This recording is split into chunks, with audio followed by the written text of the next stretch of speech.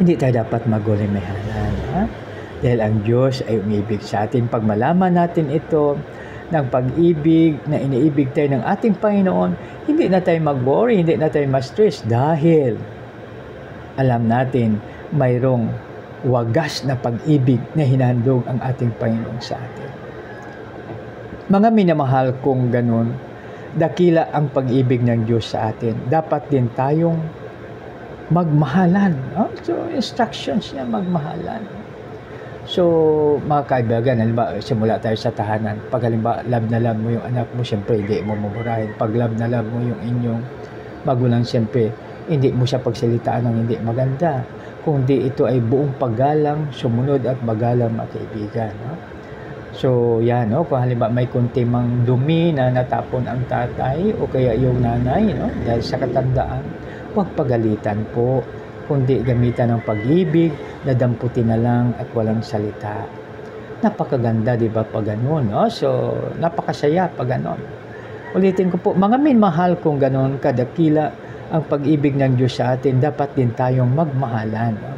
So, mahalin natin ang bawat isa, So, ganun, sa tahanan, pag magmahalan ang bawat isa, napakaganda, Paano naman ang kapitbahay? So, dito mga kaibigan, mahalin din po natin.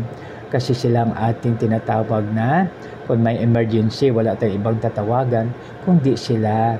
Kaya dapat maganda ang relasyon, i-maintain natin ang relasyon. Huwag mag-away, kundi mag-intindihan, mag-unawaan, at magtulungan. Di ba napakaganda pag ganun po ang gagawin natin sa ating kapitbahay? So, ikwento ko muli na yung isang kapitbahay na nanay, napakagandang nanay. Yung nagtanim siya sa matabang lupa, So, ngayon mga kaibigan, mayroong isang nanay, narinig niya na, sabi niya, Mami, sa kabila, Kasi sa Metro Manila, di ba, dingding lang pagitan. Sabi niya, Mami, pasensya ka na, wala tayong lulutuin ngayon Wala tayong tanghalian. Sabi niya, bakit daddy? Kasi hindi ko pa nakuha yung pera natin So, alam mo ba, ang nanay sa kabila, nagluto ng arroz caldo? Ang sarap ng arroz caldo, di ba? Yan. Yung pagluto na ngayon, daming linuto niya. Tapos, yung naluto na, tinitingnan yung anak niya. Sabi niya, Mami, ba't parang mas marami pa yung sa kabila? Tapos sabi ng nanay, alam mo anak, tayo ay 4 lang, sila ay ganito, ganyan.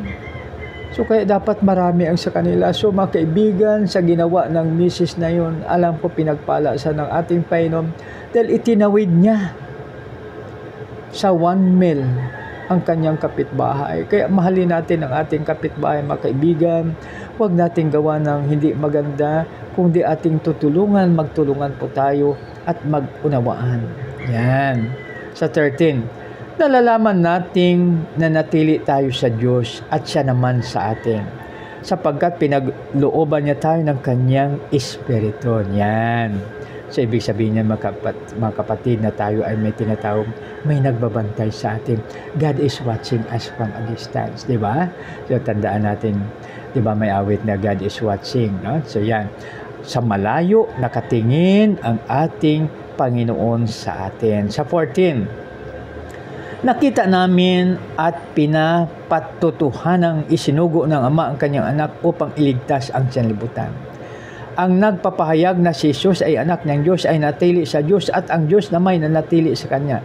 Nalalaman nating tayo iniibig ng Diyos at lubos tayong nananalig sa katotohanan ito. Yan. Ang Diyos walang imposible sa Kanya, kaya manalig tayo. So, kaya yan, mayroong isang matalinong tao, sabi niya, pag ang human strength ay nawala na, nandyan mag-umpisa ang tinatawag natin na reinforcement from the kingdom of heaven. So, ibig sabihin, tulong mula sa kalangitan ay ang divine reinforcement. Yan. Ang Diyos ay pag-ibig. Ang nagpapatuloy sa pag-ibig ang natili sa Diyos at ang Diyos ay natili naman sa Kanya. Ang pag-ibig ay nagiging ganap sa atin kaya't panatag ang ating kalooban para sa araw na paghukom sapagkat ay tulad ni Kristo kahit nasa daigdig pang ito. Walang kasamaang takot ang pag-ibig at pinapawi ng ganap na pag-ibig ang anumang takot. Hindi paganap ang pag-ibig at sinumang natatakot sapagkat ang takot ay kaugnay ng parusa. No? Saga, unawain natin mga kaibigan.